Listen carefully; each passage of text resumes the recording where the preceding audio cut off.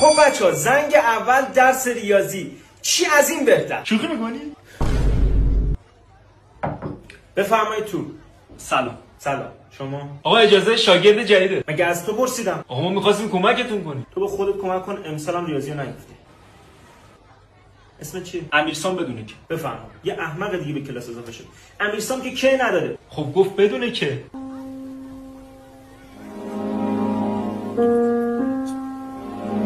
خب بیا بشین سر کلاس. باشه آقا. همیشه اینجوریه؟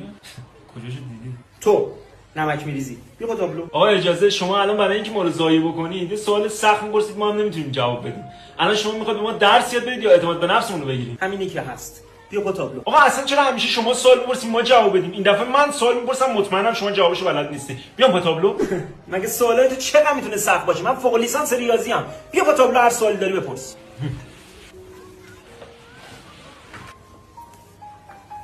خب آقا ما 50,000 تومان داریم. من می‌نویسمش رو تابلو.